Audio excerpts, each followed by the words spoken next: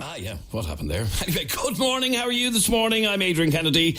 Between now and midday today, this is 98FM's Dublin Talks. Now, we have an awful lot of stuff to get through on the programme.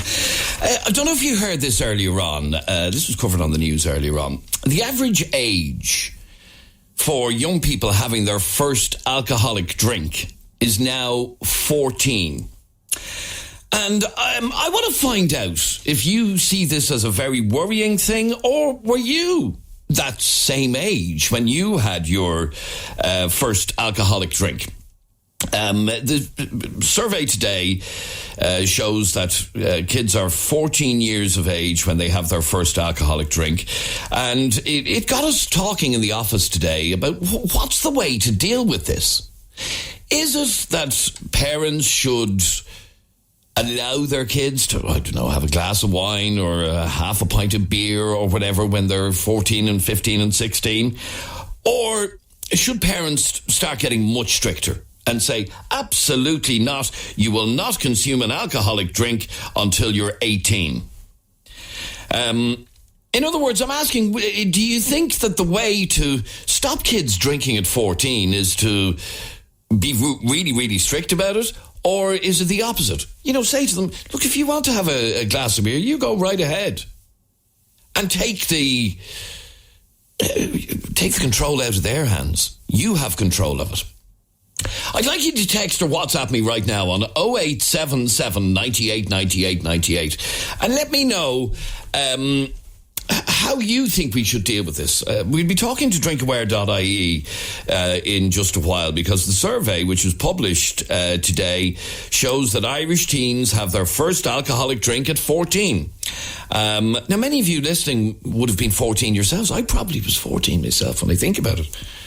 In fact, I was.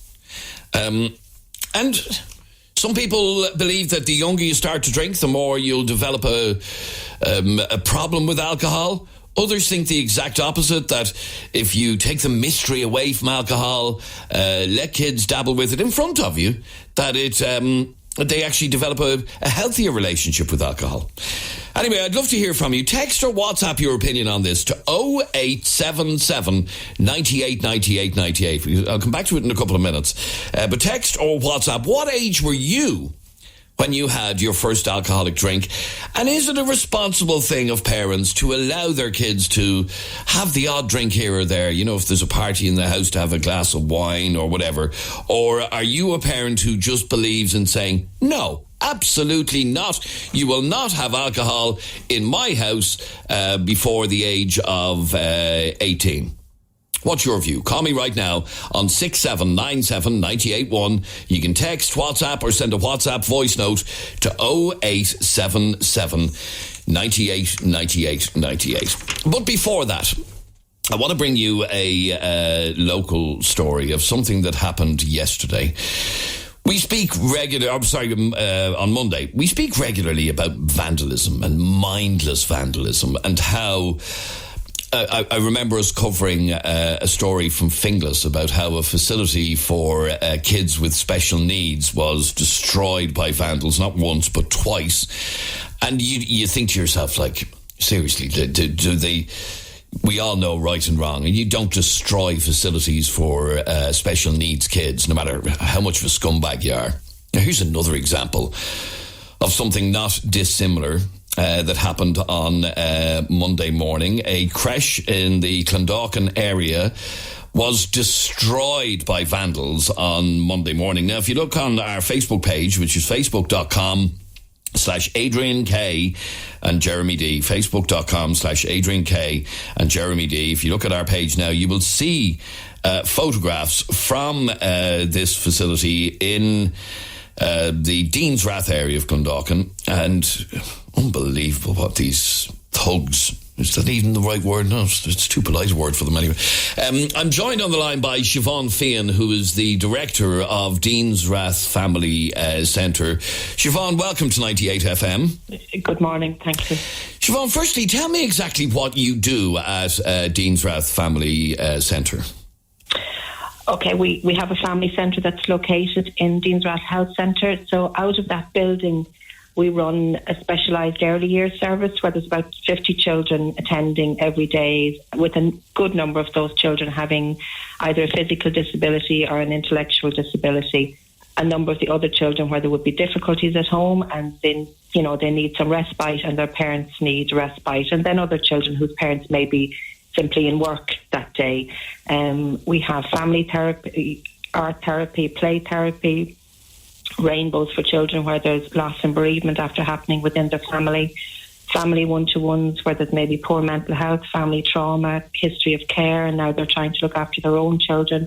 We run a service where there's family access. Again, the children are in care and the parents get a proper good space to spend good quality time with their children every week instead of shopping malls. It's a huge range. I was about to say, this is a vital service and facility in the area. Yeah. And it serves a very large area because there's very few services within our area. So it's Clondalkin, Lucan, Balgady. It's quite a big catchment area at this stage. Yeah. Okay, so a very badly needed service. Yes, absolutely. Yeah. So take me to Monday morning and tell me what happened on Monday morning. Well, Monday morning, the lady who helps us keep the place clean, and again, that's given to us very goodly, I suppose, by the HSE.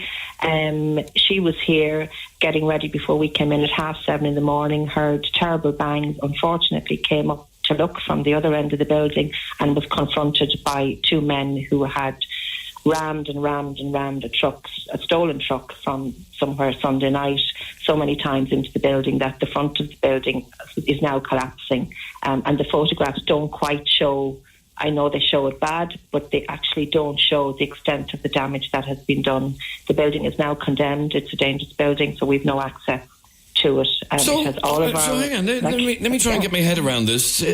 Two men in a truck. Yeah. A stolen truck. On Monday morning decided to ram the building with the truck. Yeah. Okay. Yeah, now reversed into it. Yeah. Okay, and I'm looking at the shutter, the front door shutter, and they rammed into that as well.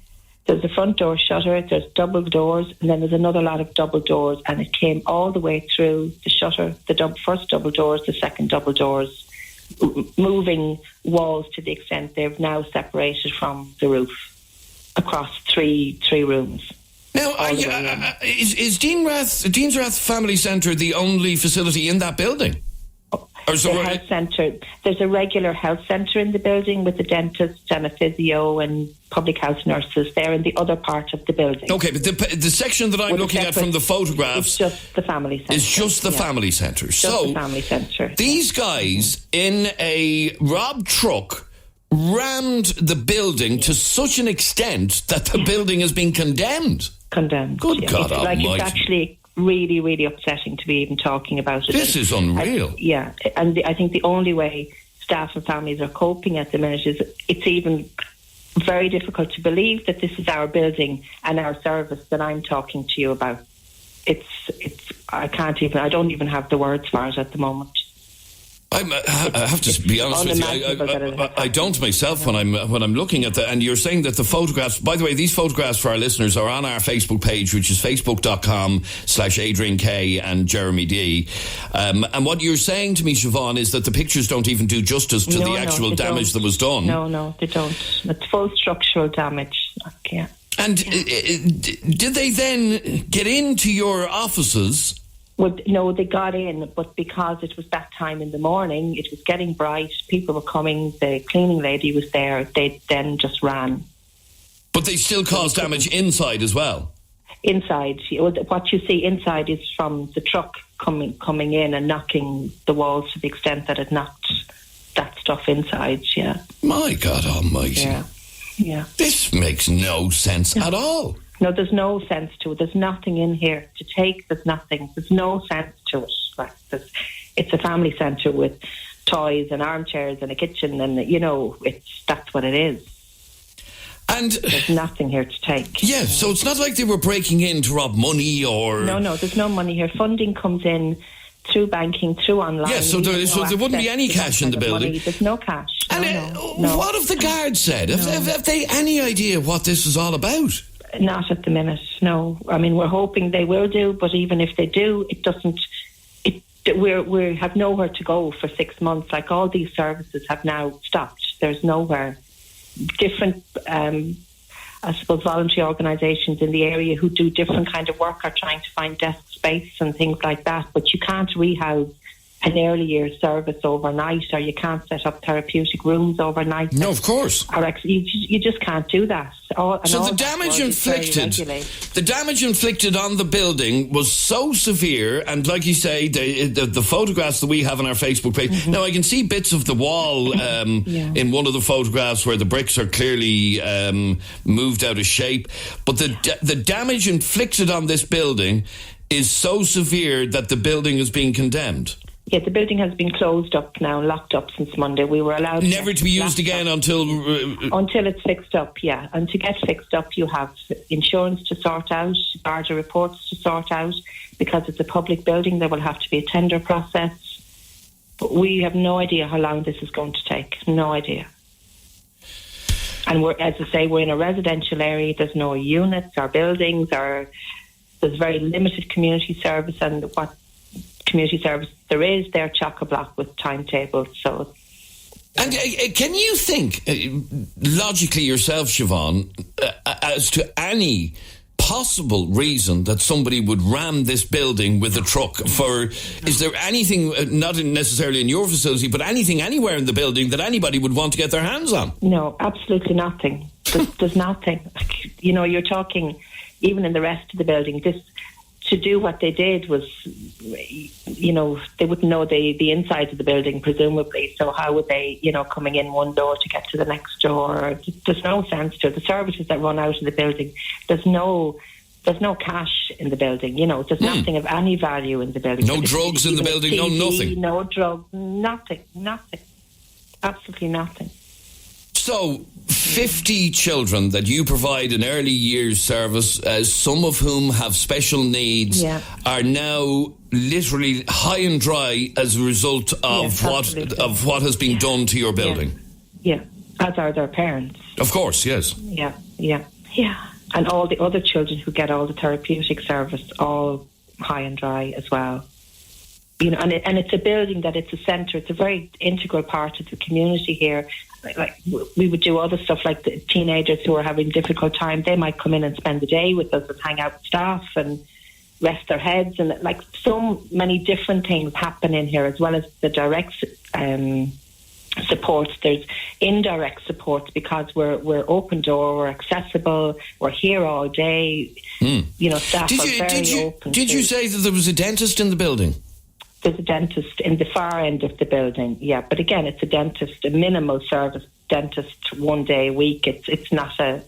Right, so they wouldn't be trying to break in for drugs out of the dentist or anything, no. And they wouldn't be carrying anything like that, yeah. Right, I have to say, we often speak on this programme about mindless vandalism and about, just stuff that just doesn't make sense. And this is another story of something that just doesn't make sense at all. That somebody... And how do we know there was two men? Is because the cleaner lady saw them? The cleaning lady saw them, and also there's a local community centre, a very small community centre, and their cameras picked it up as well. Two men in a truck. Literally ramming the living daylights out of the building. Yeah, at 7:30 in the morning, when, you know, the shop next door is open, there's staff come in here at 8 o'clock. You know, might as well have been the middle of the day, really. Another hour, there would have been children here. And all that would have been different is that the shutter wouldn't have been there. But, you know. I'm totally gobsmacked at just the mindlessness of this, of what these idiots were thinking. Like, what were they looking for? It just boggles the mind. So what is going to happen now, finally, Siobhan, with the children, and how are you going to be fixed over the next while? Well, I suppose we don't know is the answer to that at the minute. Everything has been cancelled for this week. We're trying to get desk space, and any other service with a spare desk has, you know, been very obliging. Dundalkin Youth Service, the Dalkin Project, the LES, the HSE themselves, they're giving us desk space, but only a tiny part of our work is desk based. It's all this other space that we need. So that's still going on. And like the difficulty in moving out of the area is a lot of our families don't have cars. Of course, and the bus service and they're used to your service being where it is. Used to not having to think when there's something wrong, they can come in and they get the support for it. All that's gone from families now. Like we're talking about 120 families a day, possibly more, that use the service, and it's gone at the minute.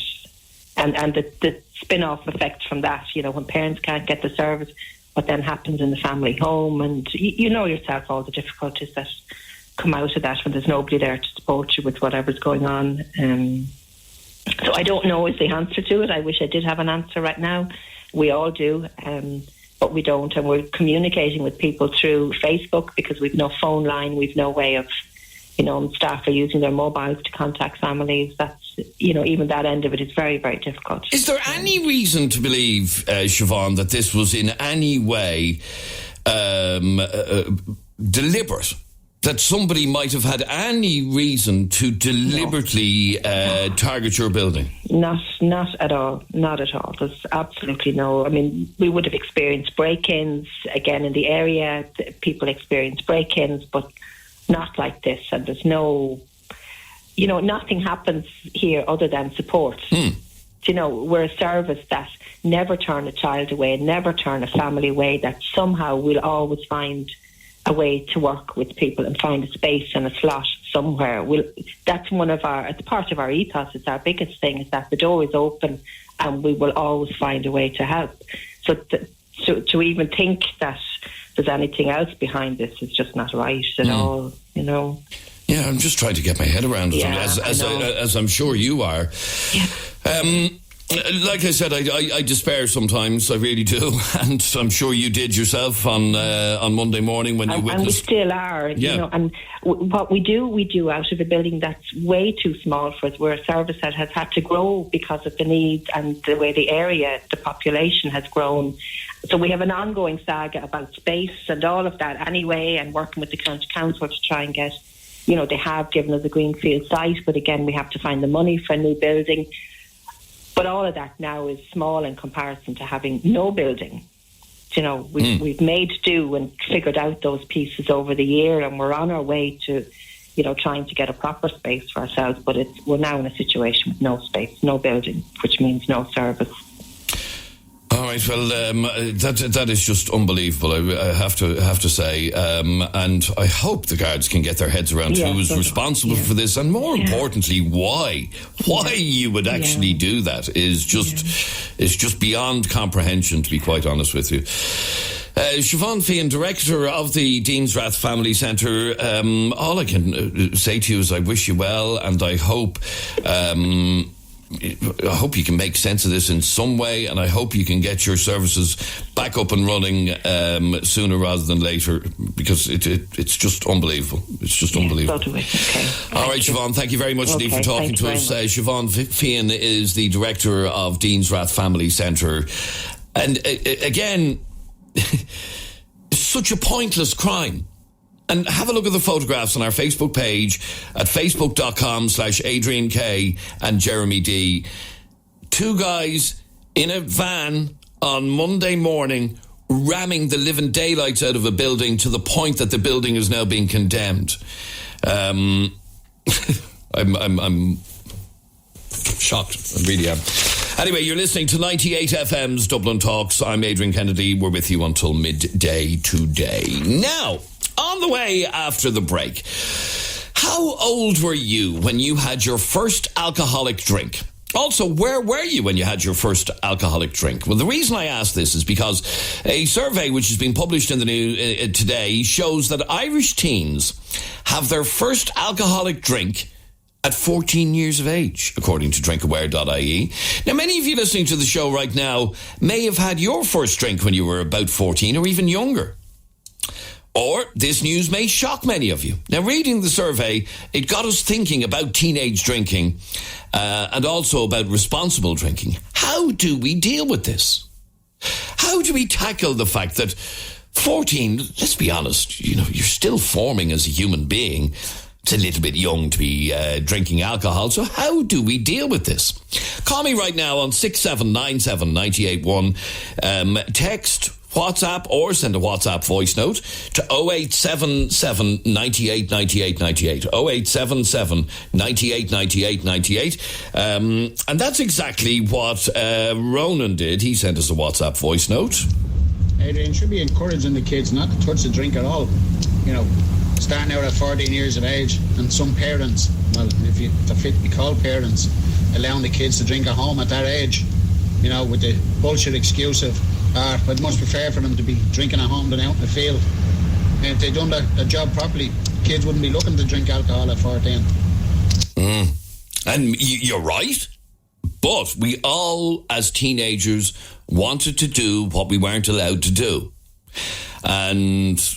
okay, call me right now on 6797981. I have to take a break. We're back in just a moment. Wednesday morning, good morning from Adrian Kennedy. Our telephone number is 6797981. Text, WhatsApp, or send a WhatsApp voice note to 0877 98 98 98. I want to talk to you about teenagers drinking. And shocking figures. Where it comes to kids drinking, and the average age that children are drinking is at 14. 14 is very, very young, let's face it. But how do you cope with this issue of teenagers drinking? I was fascinated to read an article, now it's from the UK, but it's probably very similar here in Ireland, that 1 in 6 parents allow children alcohol by the age of 14. And we're asking, is that the responsible way to deal with this? To take the mystery away from alcohol? Or should you do the exact opposite and tell your kids, absolutely no way will you be drinking under my roof before you're 18? Call us right now on 6797981. Text, WhatsApp, or send a WhatsApp voice note to 0877 98 98 98. Sheena Horgan is the CEO of drinkaware.ie. Sheena, welcome to 98FM. Thank you. Is it a shock, or are we seeing kids drinking younger and younger? Okay, well, the facts are we are seeing them drinking younger and younger. Drinkaware is a national charity, so our remit is around prevention and reduction of misuse of alcohol, and that includes tackling underage drinking. So one of our core work streams is research. So we actually have behaviour and attitudinal data and insight regarding consumption of alcohol. So the index that we did this year showed that while the average age is 15 and a half, it is getting younger.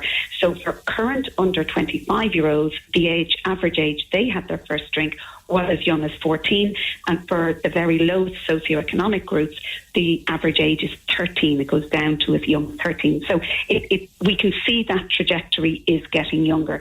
So you'll see lots of data around about figures going up and down, but ultimately our kids are consuming at a younger age than they were in previous generations, and that's an absolute societal and health imperative to change. Okay, now when we hear of kids of 13 drinking alcohol, that's hardly with parental consent, is it?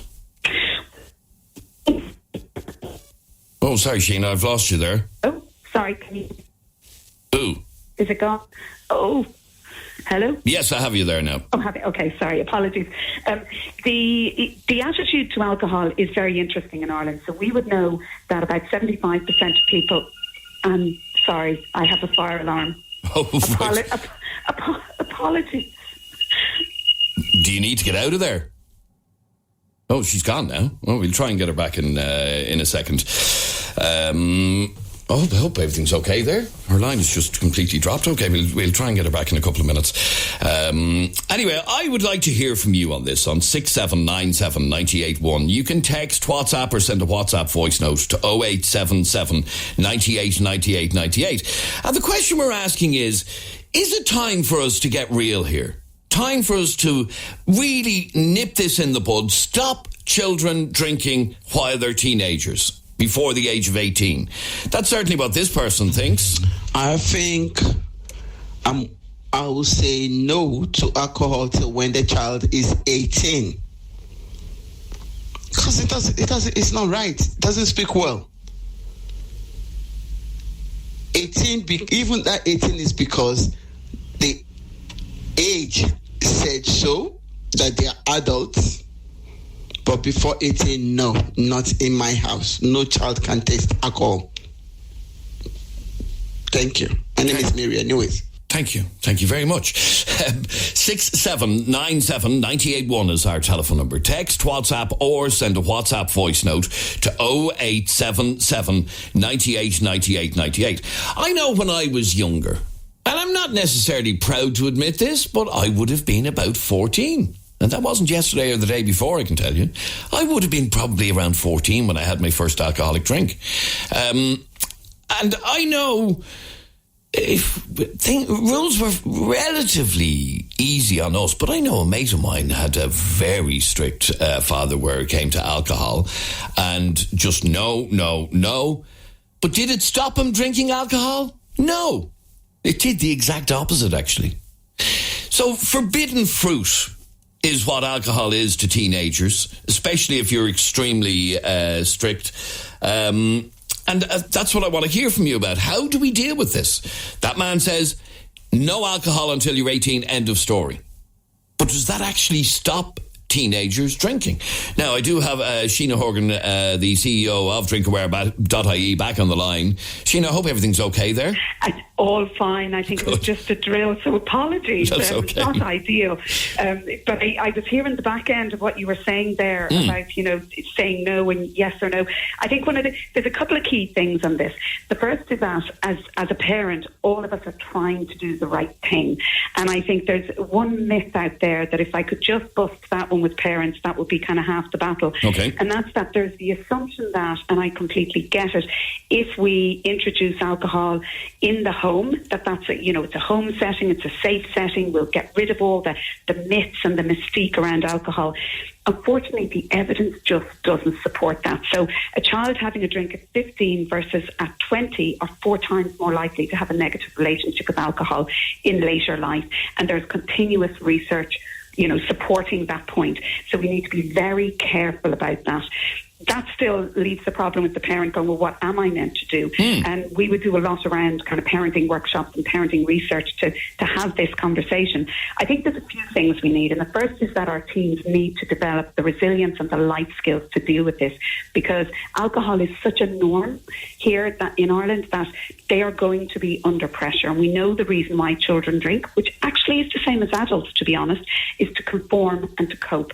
And if our teens are trying to conform and to fit in and not be left out, how can they say no and turn around, to friends and peers who are suggesting that they have a beer or vodka, whatever.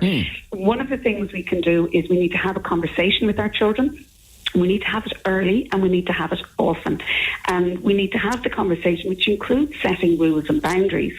And those rules and boundaries are really important. And each parent, it's not for me to dictate, but what I would say as well, going back to the evidence piece, is that children should not be consuming alcohol under the age of 18, and indeed brain development continues on into the early 20s. Okay, so but one of the arguments, as you'll be well aware, is, isn't it better that your child consume alcohol under your roof and under your supervision rather than in a field or up an alleyway? Well, is it better because they won't have a difficult relationship with alcohol later? It depends on what it is you're trying to do, and it's like anything. Well, nobody wants their child drinking alcohol and nagging a vodka up a laneway with their mates, not knowing how much they're drinking, having no control over it. Because I'll be honest with you, Sheena, that's what I did when I was 14, and that wasn't yesterday or the day before.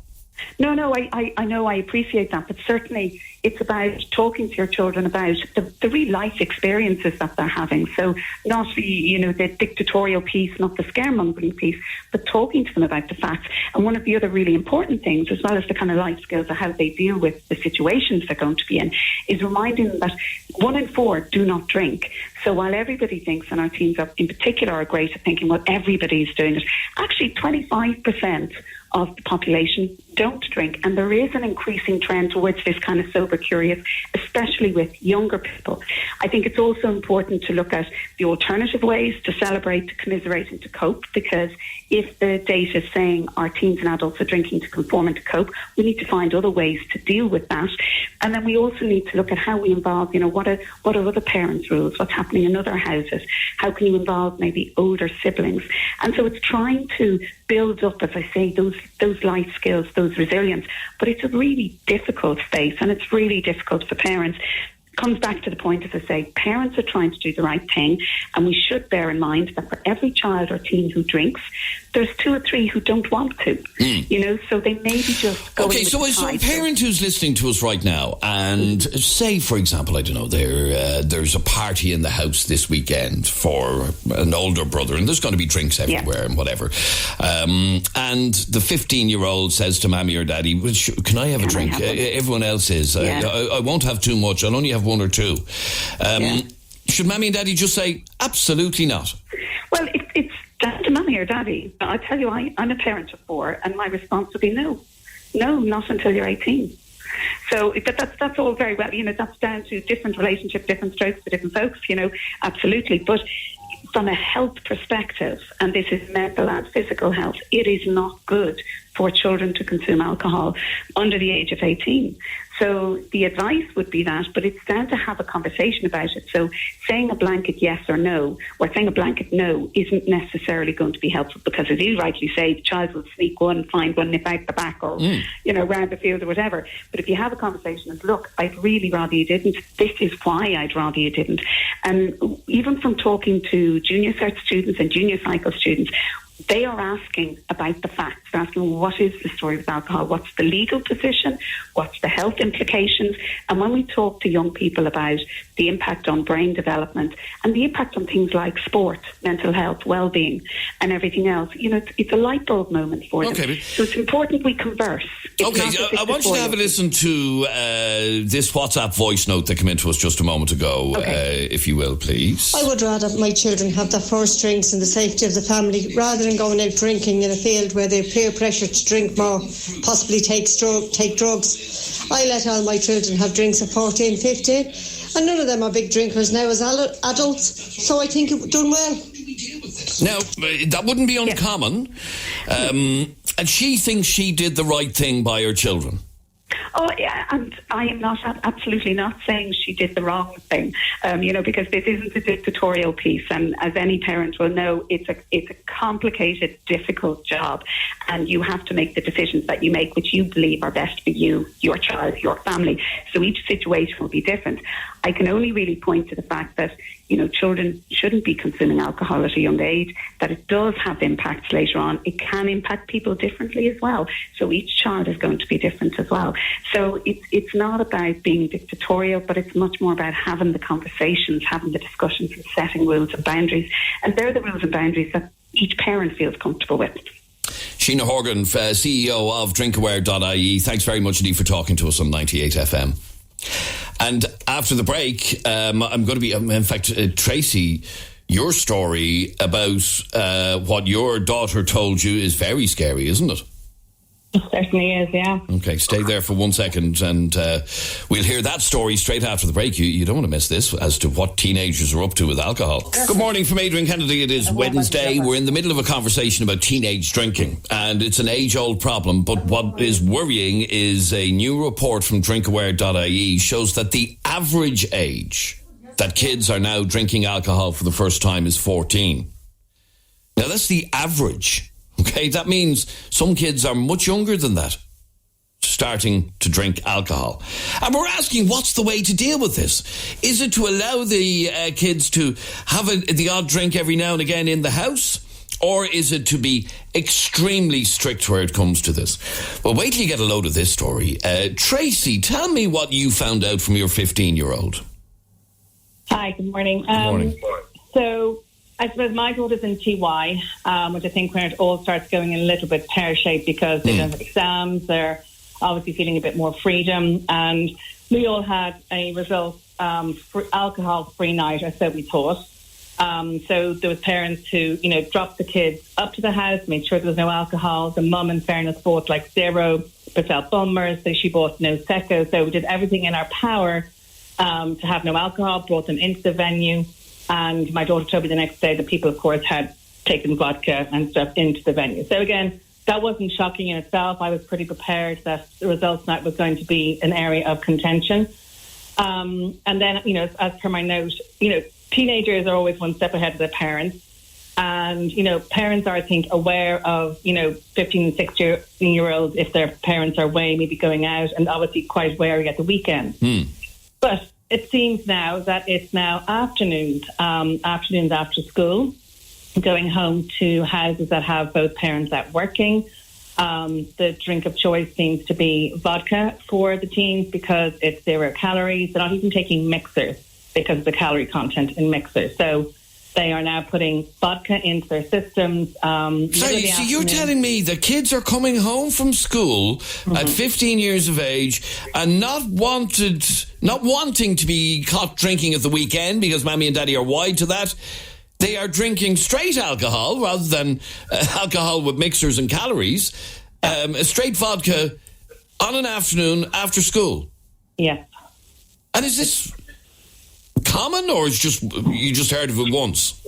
No, I mean I've certainly in the last month I've heard of it twice. When I spoke to another mom of whose daughters are in 5th year, and she said it's a thing. So for my daughter, it's something that is beginning to happen in TY. Again, I think they're bored and they've nothing much to do. But for the mom I'm speaking to in the 5th year, she said it is a thing. Like this is my first exposure to it, but by the 5th year, it is something that they are doing. And they're getting away with it because parents are it's not even on their radar that they're going home because, you think of the weekend, you think of going out, you think of parties, but it just never even crossed my mind it would be something they would do in an afternoon where we all think they're safe, potentially. And also Sunday afternoons, if there's been parents out, again, they might go out in the afternoon, but they had a party the night before or something, there could be excess alcohol left over. So I've definitely heard of after school and weekends on a Sunday after parties. That's unbelievable. Because, if mommy and daddy are out working, you trust your teenager to go home and make a bit of lunch and whatever. And most of the time they're grand, but some of them are actually drinking alcohol on a school afternoon. Yeah. Unfortunately. Can I ask you, Tracy, how do you deal with the alcohol thing in terms of do you allow your 15-year-old to have a drink or are you very strict on a no policy? So I've always had, I have an 18-year-old son who's in college now, so kind of been through it once with him, and I had absolutely zero policy until he was 16, and then boys are slightly different in terms of they'll have a couple of beers, and I think, any parent putting their hand or head in the sand thinking it's not going to be my child drinking are crazy. They all do it, so I've tried to have an open conversation with them. I don't let them drink in the house. I don't condone drinking in terms of certainly not spirits for teenagers, but I've told them, I know things are going to happen. I'm here if something happens. It's a balance between trying to keep an open dialogue with them, saying, it's going to happen, and if they get into trouble. But what I've heard from a lot of people is that we shouldn't just accept that it's going to happen. We should do something about it. We should say no, and they shouldn't be drinking alcohol until they're 18, end of story. Well, I would love to tell anyone to tell me how that is going to happen when if both parents are working. You think of 15 and 16-year-olds, you're leaving them to come home in the afternoon. They now have their phones, they're with their friends. I mean, unless you ground them completely, and I mean ground them completely, and take away the social media. You're not going to stop this. Yeah. Okay. All right, Tracy, stay there for 1 second. That's shocking to think that kids are going home on a school day and drinking vodka before mommy and daddy get home from work.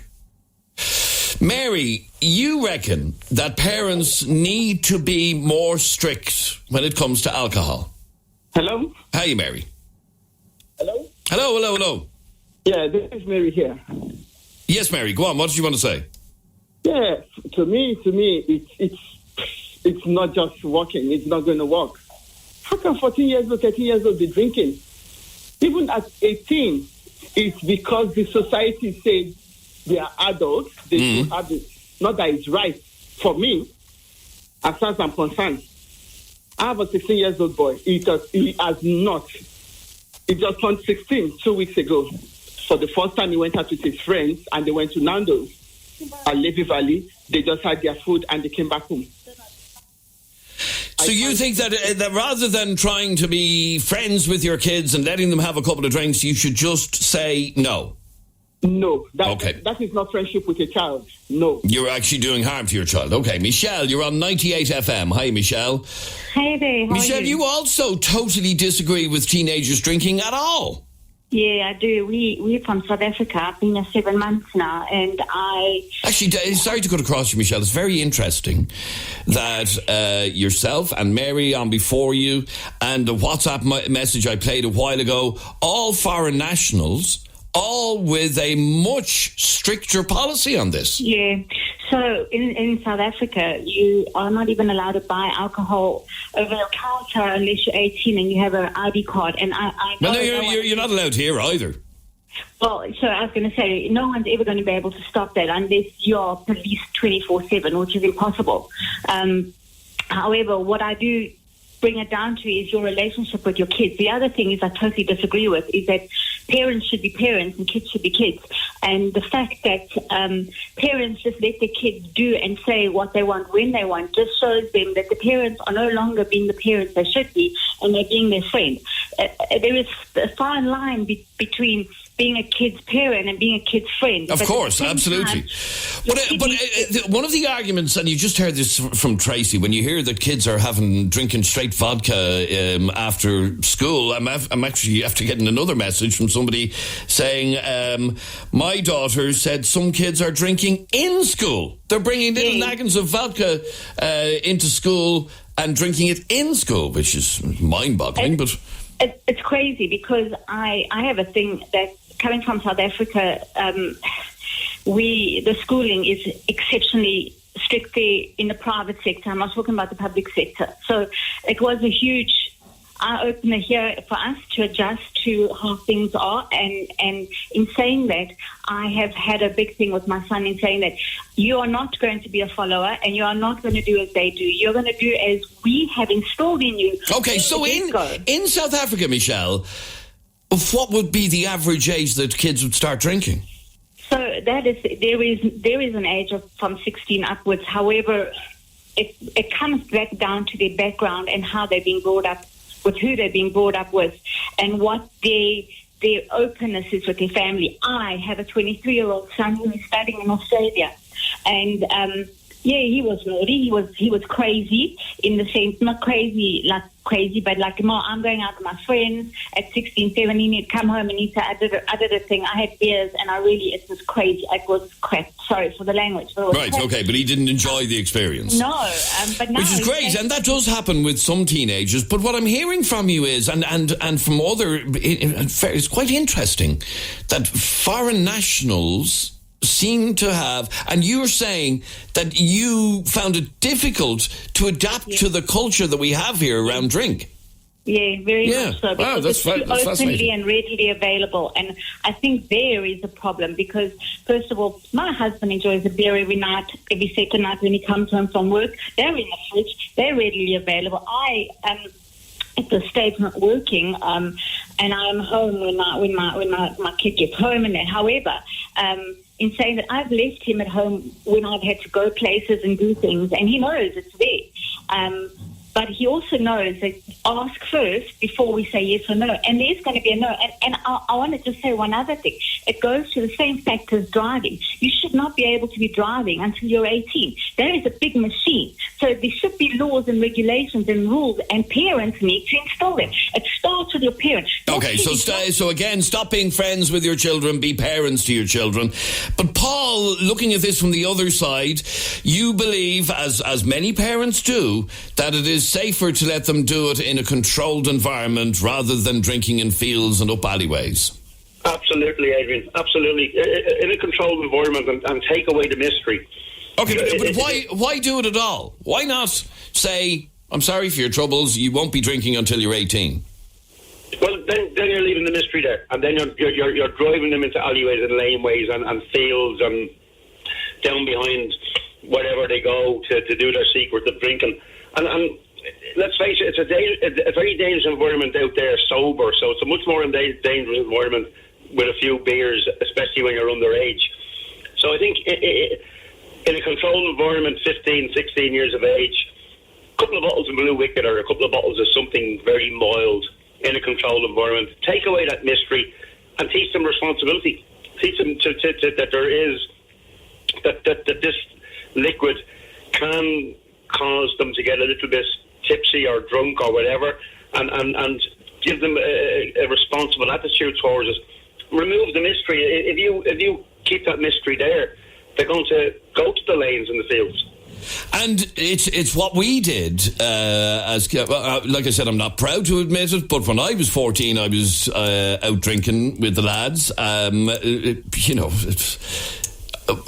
So when I heard the figure of first alcohol at 14 being lower than ever before, I was quite surprised by that, actually, to be honest. Considering it seems to be getting lower every year, Adrian. I mean, I think with us it was around 15, 16, 14. But I mean, I'm from an era, like I'm in my early 60s now, and I'm from an era where my father told us in no uncertain terms that if he caught us in a field or a lane with a bottle of beer, what he would and what he wouldn't do to you. Yeah. So, and we fully believed him, like, you know. But I think removing the mystery, I mean, that's the whole thing. It's a mystery, and but again, what I'm hearing from other parents is the exact opposite, that we need to get more real, more strict, and just say no. Anyway, it's one of those age-old conversations. You don't know which is right and which is wrong. Somebody texted in a while ago and said, it worked well enough for me being allowed to have a drink at a young age. I never ended up in hospital getting my stomach pumped at 15 like most of my friends at the time who hadn't a notion what to do with the drink. Thank you very much indeed for all of your calls, comments, texts and opinions. This is 98FM's Dublin Talks. I'm Adrian Kennedy. On the way after the break, we want to hear your blonde moments. I have a pair of cinema passes from IMC Cinemas to give away. All you have to do is share that embarrassing blonde moment that you had with us right now. Wednesday morning in Dublin City. Good morning. This is Adrian Kennedy. This is 98FM's Dublin Talks. And this is Laura with Wednesday's top headlines. Thanks, Adrian. Good morning. Planning permission has been granted for a massive new sewage treatment plant in Clonshock. The controversial project, set to cost €500 million, was subject to more than 14,000 objections. Residents said the plant would put the health of people and wildlife at risk. However, On Board Planola has given it the green light.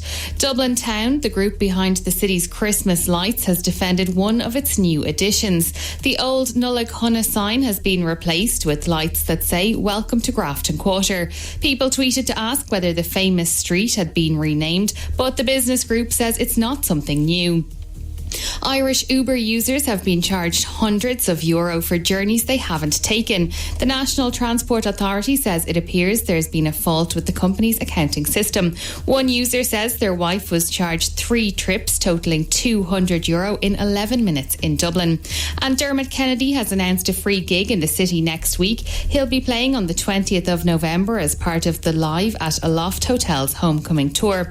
A limited number of tickets will be released on Monday. And now you're up to date on 98. 98FM's Dublin Talks. Call 6797 981. It is Wednesday morning. This is Adrian Kennedy. This is 98FM's Dublin Talks. We're here till midday today. Our telephone number is 6797 981. Text, WhatsApp, or send a WhatsApp voice note to 0877 98 98 98. Because this is the part of the show, I love doing this actually, where I'm asking you to share with us your blonde moment. That moment where you did or said something so stupid you cringe every time you think about it.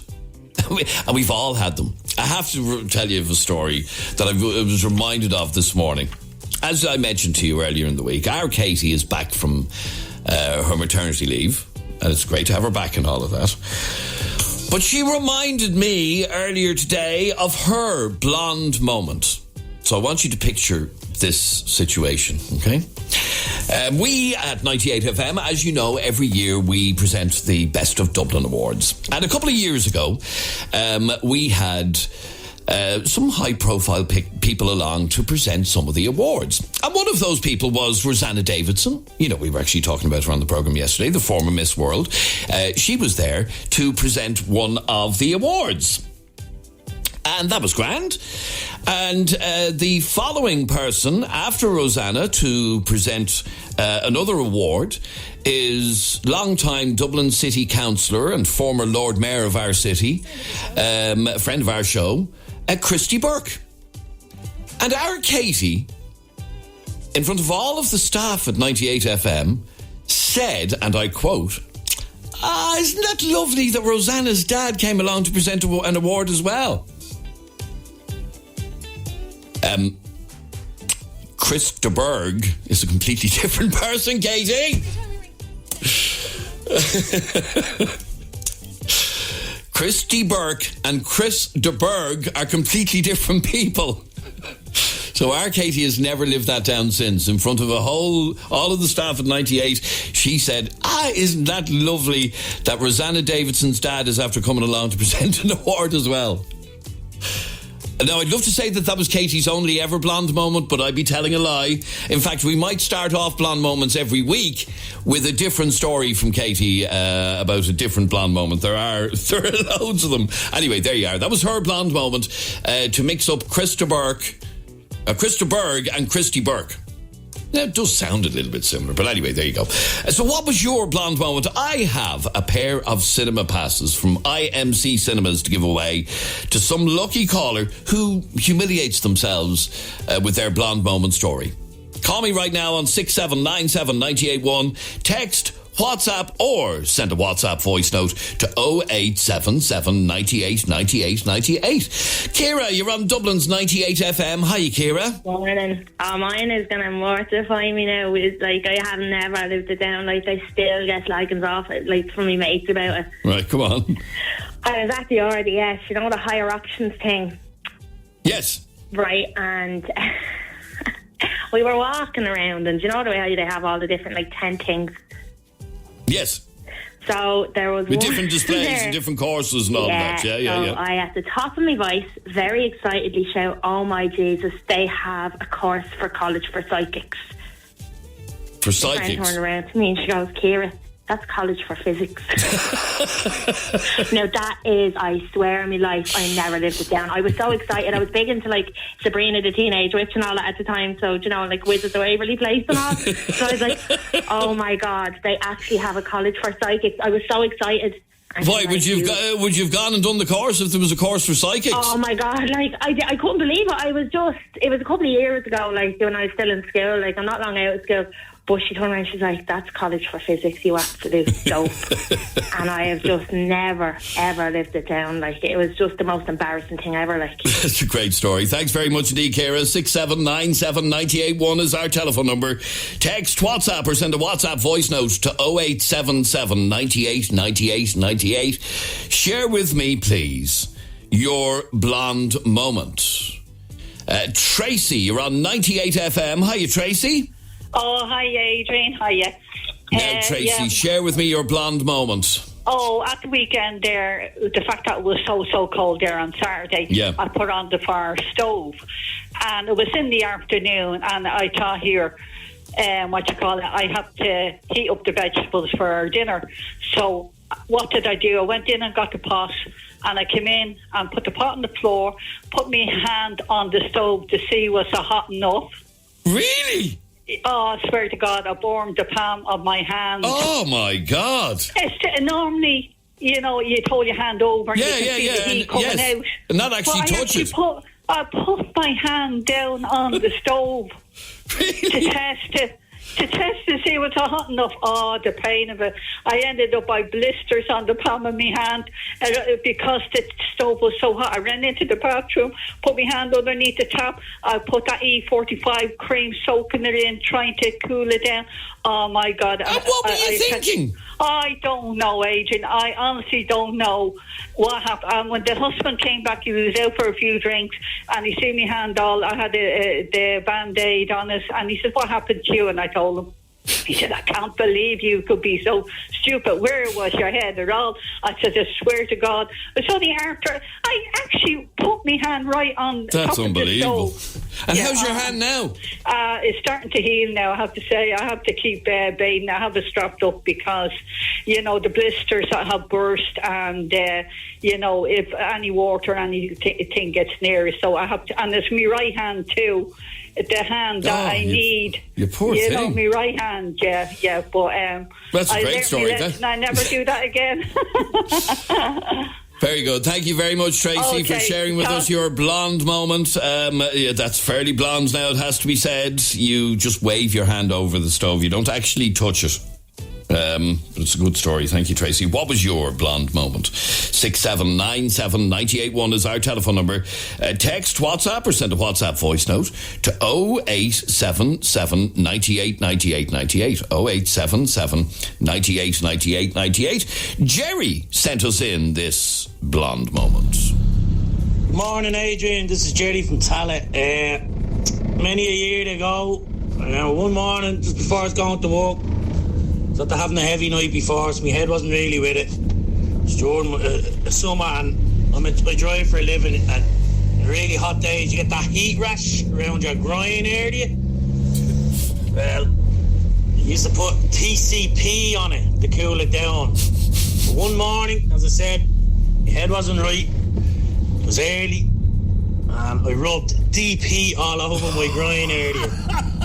I'll never forget the pain, Adrian. It's like a voice grips around me, you know what's. Oh man, very painful. There you go. Oh no, DP. Oh, that's brilliant. I know. Keep them coming in. 6797981 is our telephone number. You can text, WhatsApp, or send a WhatsApp voice note to 0877 98 98 98. We want to hear your blonde moment, please. Grace. Hi. I saw a moment ago the WhatsApp that she sent in, and I said, this can't be real. This is somebody winding me up, but apparently not. Tell me about your blonde moment. Oh, no, it was like nearly 10 years ago, but... doesn't matter how long ago it was. I was going on holiday to the Dominican Republic. Okay, yeah. So I was getting all my stuff ready and, making sure I had everything. And my dad had said to me, did you do your visa? And I was like, oh, I was just going to ask you, could I borrow your credit card? And he's like, what? And I said, oh, I was just going to borrow your credit card because I haven't got one. And he just started laughing. And he had to actually explain to me what the visa was. So you thought a visa to go to the Dominican Republic was just bring a credit card with you? Yeah, just make sure you have a credit card to get into the country. And not a MasterCard one now. It has to be a Visa card. Yeah. And did you need a visa for the Dominican Republic? Like the Visa card? Or no, did you actually need a visa for that trip? Yeah, I did, yeah. So you had to go off and get one? Yeah, I did. Yeah, I could do it online, I think. I think he helped me to do it, but he's never let me live it down. Every Christmas it's the story, because it was around Christmas time we were going, and every Christmas it's the same story. and well worthy of being repeated every year. Yeah, every year, yeah. Thank you, Grace. Great story. No problem, thanks. 6797981 is our telephone number. Keep them coming in. You can also send a WhatsApp voice note to 0877 98 98 98 with your blonde moment. We've all had them. We all have. Let's have a listen to Naomi's blonde moment. My blonde moment is a few months ago. I was doing homework with my daughter. She was 6 at the time, and she was doing her spellings, and then she had to draw a picture of the spelling. So the spelling was duck. So then she had to draw a picture of a duck, and she hadn't a clue how. So she asked me, would I help her? So I said, yeah, no problem.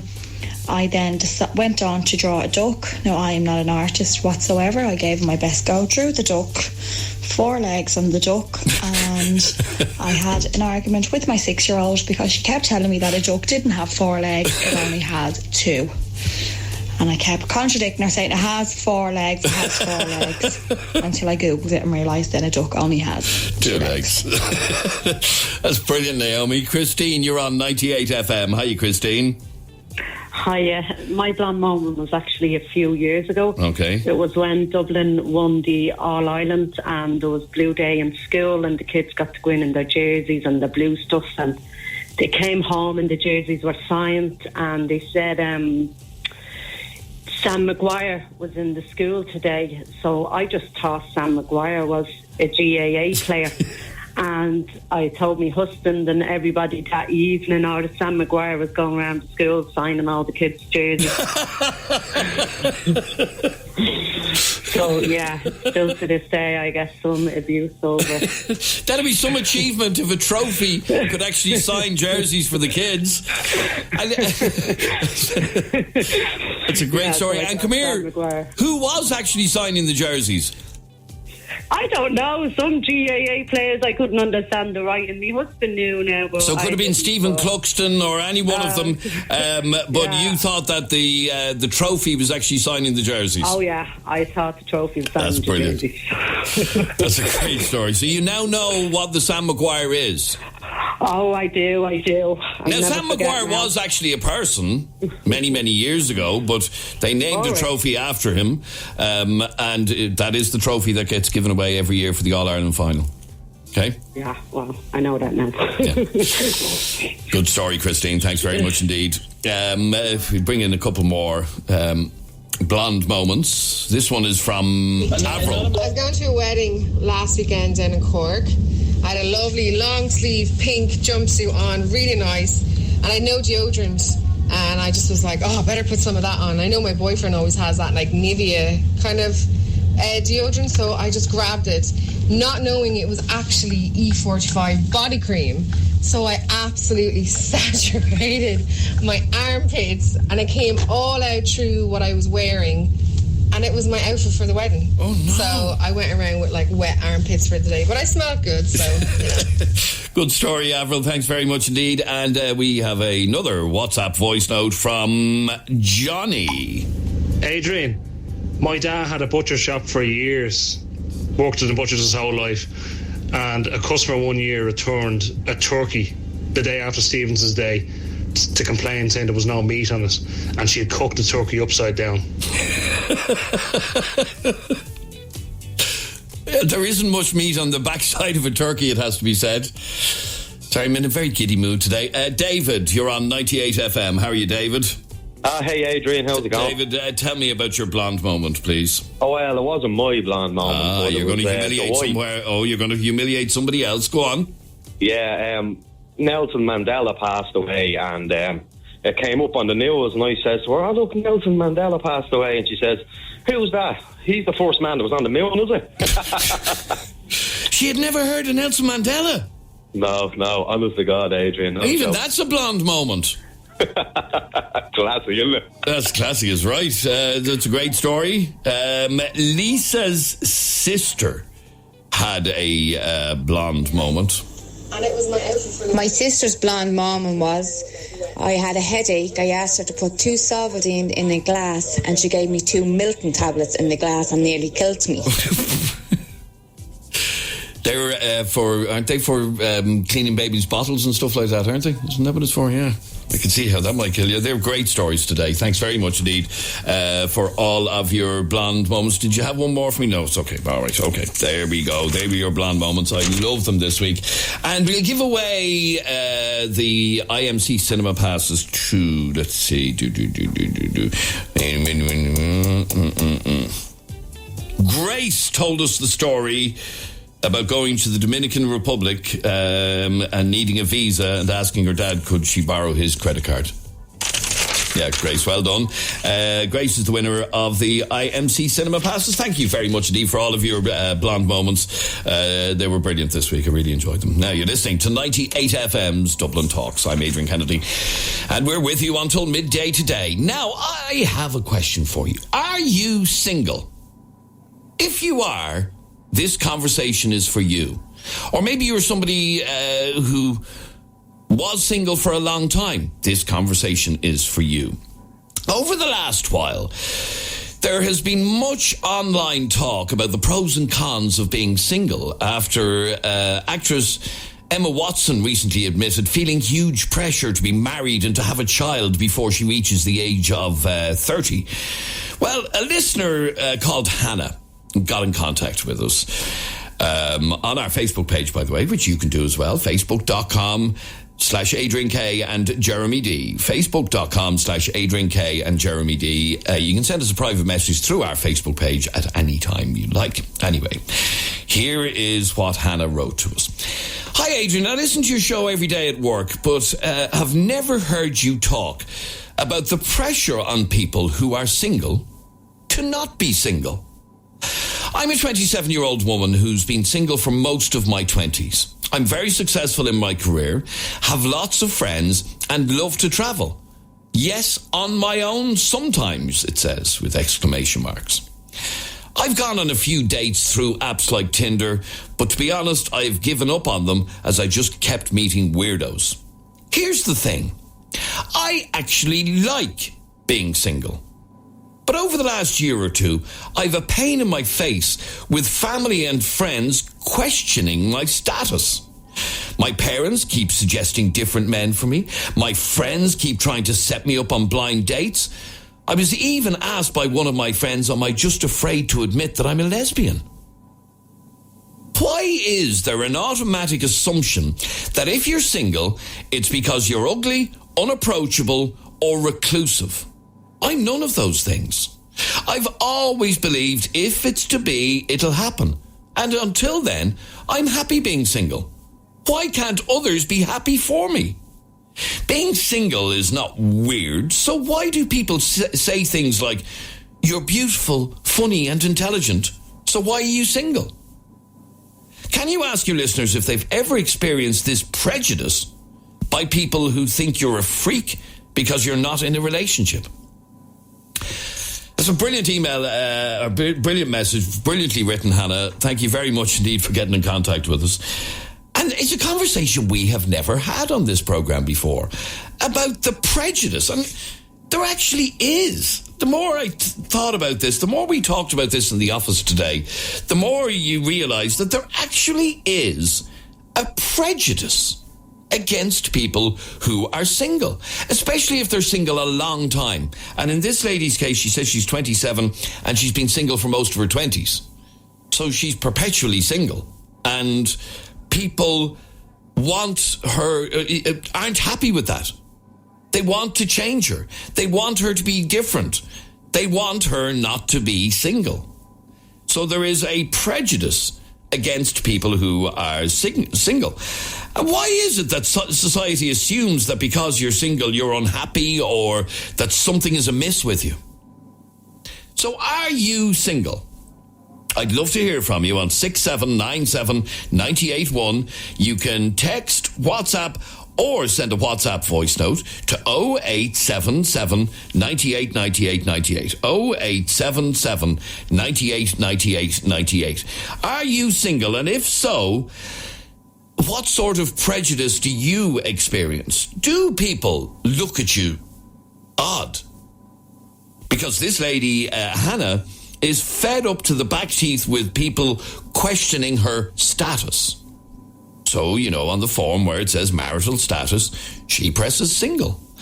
But she is happy being single, but nobody else seems to be happy that she's single for most of her 20s. Call me right now on 6797 981. You can text, WhatsApp, or send a WhatsApp voice note to 0877 98 98 98. This lady's friends and family think she can't be happy and single. That's why they want to change her. But can you be happy and single? Maybe you prefer being single. Call us now. You can text, WhatsApp, or send a WhatsApp voice note to 0877 98 98 98.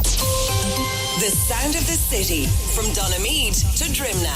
Dublin Talks. 98FM's Dublin Talks. Wednesday morning. Good morning from Adrian Kennedy. We are here till midday today. Now, Hannah sent me this message, which I want to read to you again in case you didn't hear it. And it's brilliantly written. It's something that a lot of you will be able to relate to. And I want to find out, I want to talk to you about the issues with being single.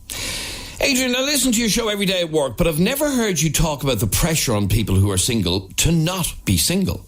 I'm a 27-year-old woman who's been single for most of my 20s. I'm very successful in my career, have lots of friends and love to travel. Yes, on my own sometimes.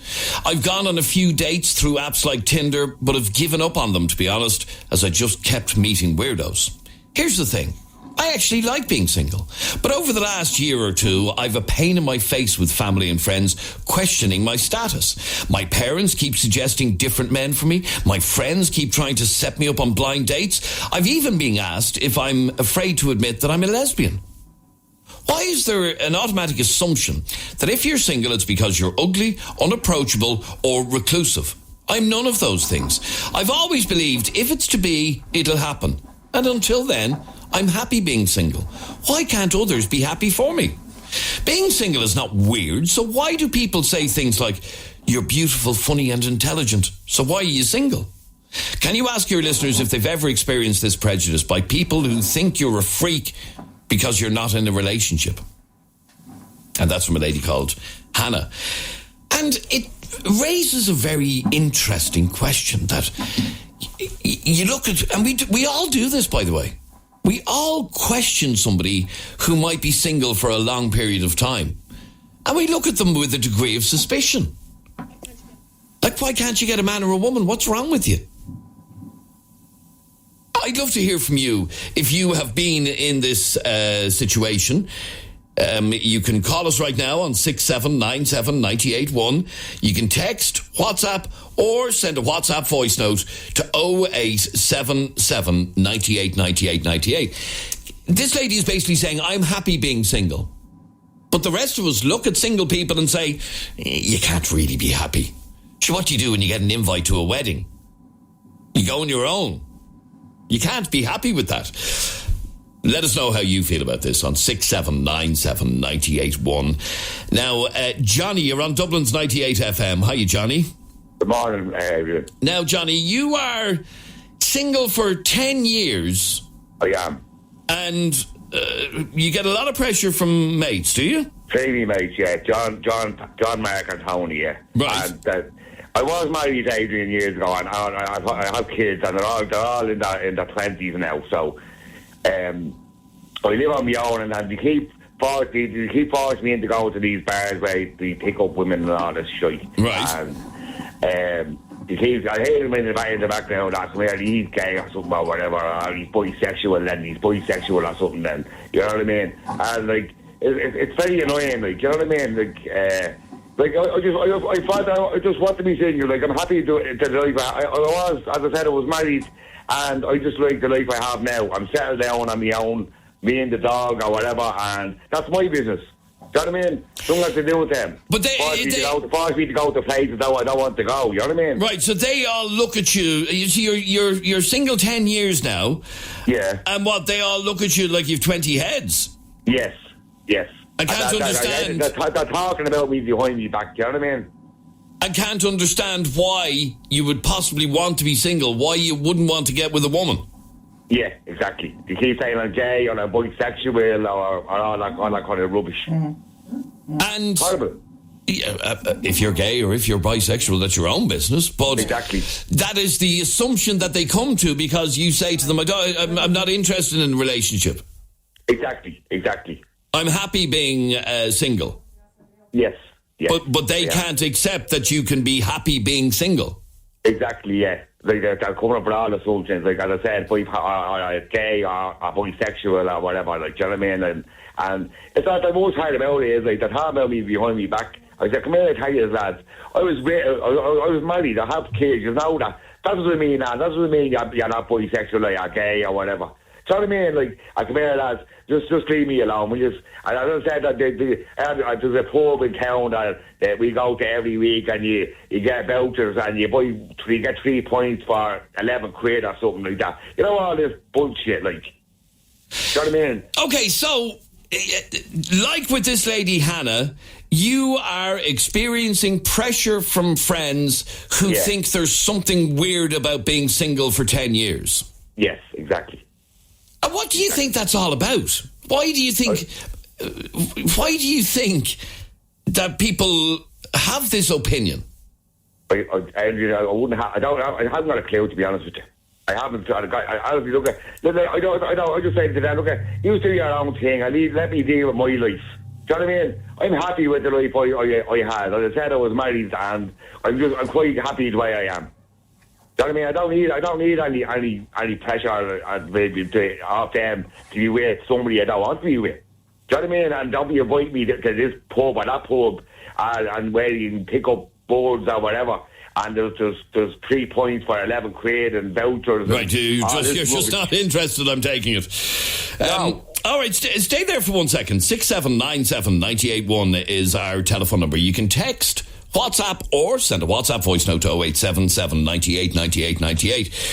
We're talking about being single for, an extended period of time. Like, listen to this message. I am single a long time, 15 years to be precise. And I get this all the time. I'm sick of it. People think there is something wrong with me. And like I said, whether we admit this or not, an awful lot of us do exactly this. If we know of somebody who is single for a long time, we all make this as, I wonder what's wrong with her. God love her. She's great. She's great company. So why is nobody interested in her? Assuming that there's something wrong. Where a lot of people, if you are happy and single, I would love to hear from you on 6797 981. Now, similarly, if you're miserable and single, I'd like to hear from you as well. We're talking about life as a single person. And what are the upsides and downsides of being single? One of the advantages to being single is you can do what you want, when you want, without having to answer to anybody, which has its upsides, it has to be said. The downside, though, is you might go to a wedding and go on your own.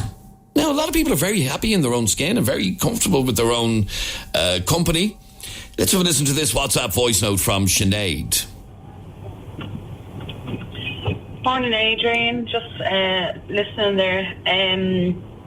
I myself have been single for 7 years, and it has been my choice. There's a lot going on in my life. I lost my dad. Just a lot of stuff going on. I chose to be single. I was rearing my kids, all that sort of stuff. I do think there is a certain amount of prejudice out there when it comes to single people. Like, there's a lot of exclusion. Like, you get excluded from a lot of things. I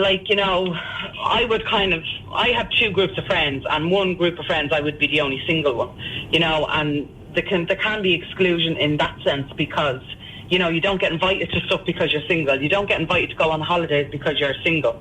You don't get invited to go, to weekends away or days out or something, because you're the single one, and everyone else has their husband and the boyfriend, stuff like that. Then again, there's kind of the family side. No, not that. Like, I would say my family would put pressure on me or anything, but the likes of family weddings and stuff, it's just an invitation from me. There's no plus one. You don't get the luxury to invite a friend or anybody, because you're single, so it's just you. There's no plus one, there's no invitation for anyone else, it's just you, and that's it. So I suppose it's the exclusion from me. That's what I have the problem with. Not so much the prejudice, because I can deal with that, but it's the exclusion of social events and life gatherings is what bugs me more than anything else. All right, Sinead, thank you very much indeed. 6797 981 is our phone number. You can also text, WhatsApp, or send a WhatsApp voice note to 0877 98 98 98. Now, we're talking about Hannah's message. She's a 27-year-old woman who's been single most of her 20s. Very successful career, lots of friends, loves to travel, even travels on her own. And yet, her family and friends look at her. In fact, one of her friends even said, is it just that you're afraid to admit that you're lesbian? And as I said, this prejudice against single people is widespread. And looking at some of the messages that are coming in, this is a huge issue. So I would like to hear from you. And what about that message that we just played there? Exclusion is a big thing. that you're not part of the couples club, so you get excluded. Let me know how you feel about this. Let me know if you're affected by it. And why do we automatically have this opinion of people who are single for a long time? We'll take a quick break. We're back in just a second. The sound of the city from Coolock to Cabinteely. Dublin Talks. 98FM's Dublin Talks. We're in the middle of a conversation about the prejudice against people who are single for a long time. And it was sparked by the message that we got from Hannah, 27, successful in her career, single, most of her 20s. She's lots of friends, loves to travel, even travels on her own sometimes. And she said that she's been on dates through apps like Tinder, but has just given up on them because she met just complete weirdos. But the thing is, she is happy being single, yet nobody else is happy for her being single. And it's amazing because, say she gets a girlfriend or she gets a boyfriend or a girlfriend, whichever, people say, I'm delighted for it. She's now going out with somebody. We would never say, I'm delighted for him that he's single. Never. Now, Tracy, you are single 9 years by choice. Yep. Now, it's funny that you say that because we had this conversation earlier on and we were talking about somebody who is single by choice, and the reaction of somebody else in our meeting today was, well, you would say that, wouldn't you? What do you say to that? That nobody is single by choice. Well, I haven't had time to be dating fellas and having a man in my life. My life's just been so busy, and not busy, but I'm just been busy looking after my son and myself and other things that's in part of my life, and just haven't had time. And okay, so you but then that's not by choice. It's because of how busy you are. Yeah, but I have tried that girl there. I have been trying dating sites and all that. But one, I've nothing but knobs on them. And I've just gotten a message in a second ago, and this it's hilarious actually, because they're proving the point that there's almost a stigma or a prejudice to being single. I've just gotten a message in a second ago that starts off saying, I can't talk on the radio because this is a very touchy subject. How is being single possibly a touchy subject? I've no idea, but I have been asked over the years as well, have I turned gay and whatever else. Have you? And how do you react to that?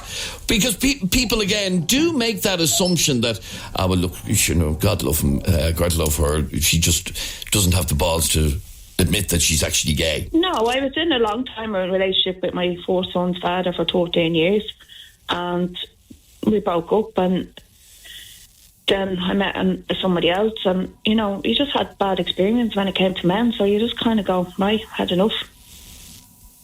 And I get that. Men are probably more of a pain in the arse than not. I'm not saying they all are. But no, they're not. They're not all. There's some of us are actually all right.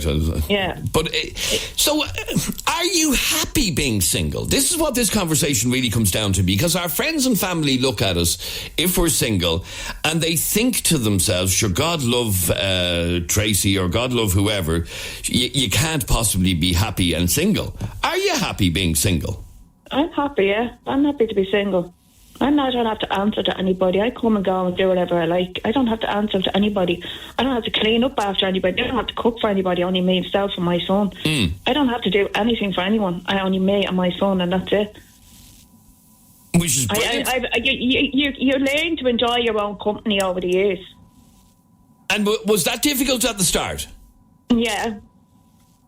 So is that why people think that you can't be happy and single, because you need to learn to actually enjoy your own company? Yeah.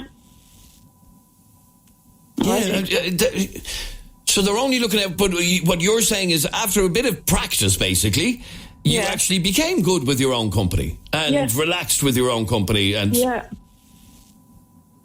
And I'm just talking to Katie's just saying in my ear here, the amount of people who won't come on the show, who sent us messages and whatever, and obviously we ring people back and whatever, and the amount of people that have been on to her saying, "Oh, I couldn't go on air about this. I'd be too embarrassed." I can't get over that. I'm not embarrassed. I'm 45 years of age, and I have a 25-year-old son, and I have a 10-year-old next week. He's 10, but I'm not embarrassed to say I'm single in 9 years. Why should you be embarrassed? Yeah, That's a life.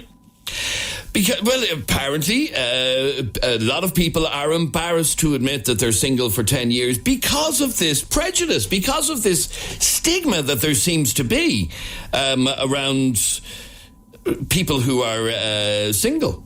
I'm actually gobsmacked by it. But when I think about it myself, I have known people in my own life, my own family, whatever, who might have been single for a long time. And you do start questioning, I wonder what's going on there. Why is he or she doing something wrong? Or do you know what I mean? We do start thinking that way. Well, I don't know, but I know, like, I have been chatting, like, to guys, but, like, nothing appeals to me, like, yeah. Yeah, it's mad, isn't it? Yeah, and it's just more hassle than it's worth. Yeah, and if I was to take up a relationship with somebody, I'd prefer that they'd have their own house so they can go back to it.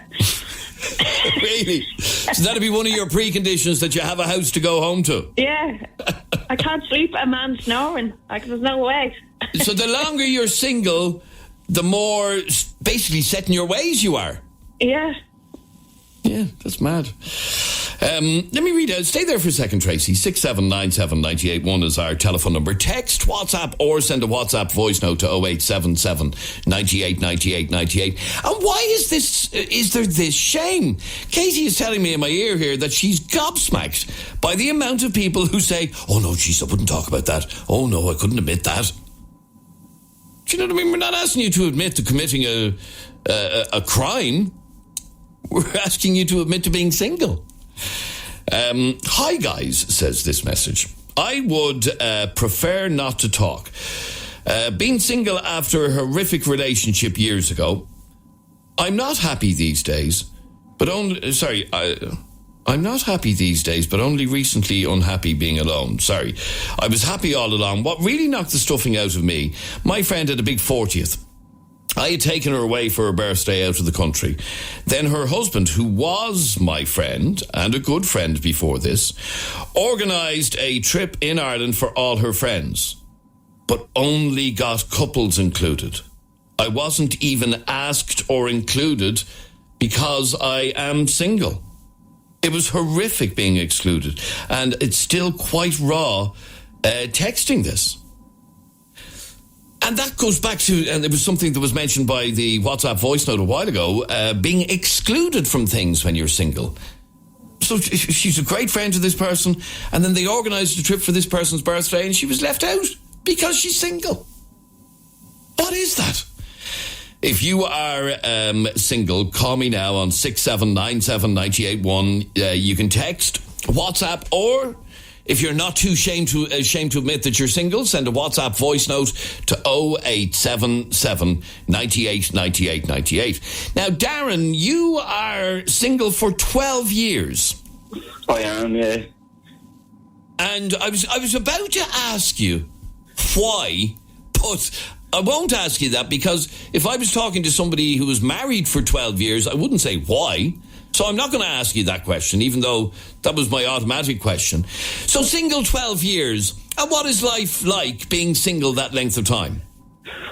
Well, I suppose the question is how rather than why. Right. And how I became or am single is I've just witnessed a lot of toxic relationships and people who, you know, at one stage loved each other and then hated each other. You know, you hate each other now, and you're just kind of like, you know, it kind of makes you think. So it really wants to be somebody special before you'd even, you know, take that chance. Now, 12 years is a fair while, and during that 12 years, have you gone on dates and whatever, and it just hasn't worked out, or what's the story? Well, I didn't join the Christian Brothers, I'll put it that way. Right, but, you know, like, I don't know, you'd be out in the pub, or there might be times like I've had girlfriend or friends that are girls. Yeah. You know, that would call over if we want to put it that way. But so you had a few friends with benefits. Exactly. Just nothing serious. But nothing serious. By choice. Now, a lot of people think that if you're single for that length of time, sure, God love you, you must be fierce lonely.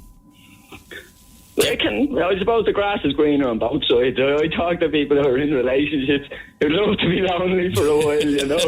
So I think it swings both ways, you know. I think I know half of them. But and you're dead right. I mean, being single, you don't have to answer to anybody. You do your own thing, and you're not miserable because of the relationship that you're in, because there are so many people in relationships which is, you know, everybody is saying is the best thing ever, and they're miserable. Well, I describe it as it's like they're playing on different teams. They don't realise they're actually on the same team. Like, they go out and the woman's bitching to her friends about the fella's bitching to his mates about the girl, whereas they're meant to be on the same team. Yeah, exactly. Yeah. You know, so... All right, stay there for a second, Darren. He's single 12 years. Elaine, you're single, but you hate it. I do. I hate it. Why? It's just in the evenings when my little girl goes to bed, you're just sitting there on your own. I know you can bring your friends and all for a chat, but like their husbands are working all day, so I feel like I shouldn't bring them because that's their bit of alone time, if you get me. And okay, so how long are you single? 2 years. 2 years, okay. Yeah. And do you struggle with it in terms of, geez, I wish I could get somebody. No, I've downloaded all that maps, but ended up deleting them because if they're not dirtbirds, they're weirdos. So I've just deleted them all. And, yeah. Are people now starting to put pressure on you? Or not pressure, but ask questions? Well, other than my daughter, she's looking for a brother or a sister. She's the only one putting pressure on me at the moment. But no one else. Because I've kind of been in relationships for all my life. Like, you know, I've had 3 long-term relationships since I was 16.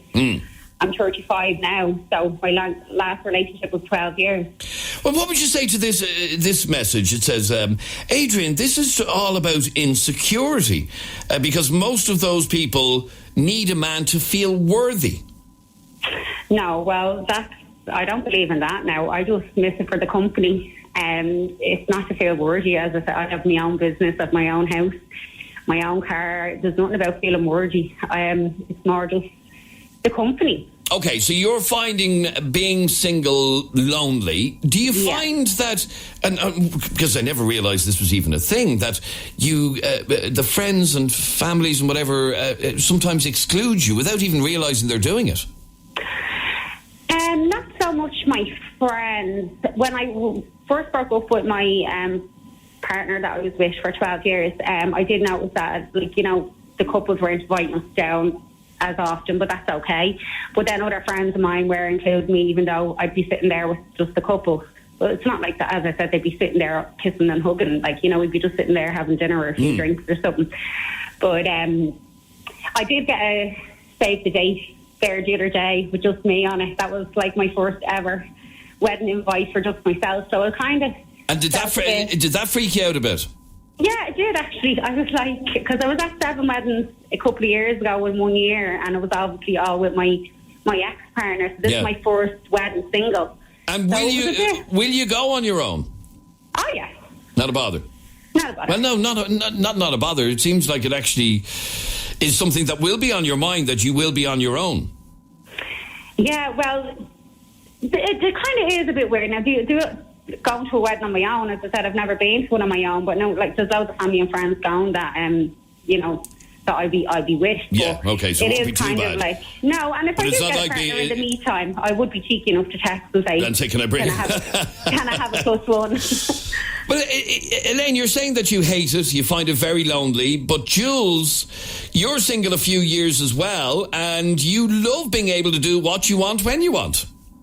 Yeah, I do. And, you know, I'm divorced and things, and I'm on my own. And, yeah, I've been on a few dates and had a serious relationship not so long back. But, you know, and that lasted a few years. But I love being on my own and living on my own and being able to come and go as I please. And like a few other people said before, I don't want to pick up after or anything like that. And if I want to paint the ceiling of my living room purple and the walls pink or whatever, I can do what I want. Do you ever find yourself like Elaine getting a little bit lonely? No, not at all, because I love my own company. I absolutely love my own company, and just even and love having no one to share the bed with. I can just lay in the middle of the bed and hug the bed, and no one to moan and no one snoring in my ear. So I absolutely love it, and no one turns it to and. From my ex, I used to get, calls and texts all the time. And what about missing? Because like Elaine, you were in a long-term relationship, you were married. Do you not miss, cuddles and stuff like that, no? Occasionally, I suppose occasionally, maybe if you're having a bad day, you might have a bad moment and think, oh, it'd be nice to have a snuggle or a cuddle. But really, no. I because I'm on my own, I'm happy. I'm absolutely okay, so happy. You're running with it. Let me read. Thanks for your call, Jules. This message I had to text. I'm single 15 years. I'm 34 now, but single since I was 19. I've no kids. I've no friends with benefits, and life is awesome. Fair enough. And one final message from Roisin. Guys, I think that's the scabbiest thing ever, to invite a single person to a wedding without a +1 with them. Unless it's their brother or sister's wedding and they're going to be everybody at the table. That's a shocking thing. As for the single thing, I'm not single myself, but I'd rather be than it be with the wrong person. That's 100%. So they're dead right. All right, there you go. That's actually a conversation perhaps for another day about... Do you invite your single friends with a +1? Anyway, what was most bizarre about that conversation is the amount of people who told Katie on the switch, oh no, I won't talk about that, I'd be too embarrassed. That just says it all, doesn't it, about our view on people being single. We all have our own opinion. Anyway, thank you very much, Lee, for all of your calls. Great conversation. You're listening to 98FM's Dublin Talks. We're back again tomorrow morning at 10. Barry Dunn is next. And in the next hour, he's got some great music lined up like these. The sound of the city from Lucan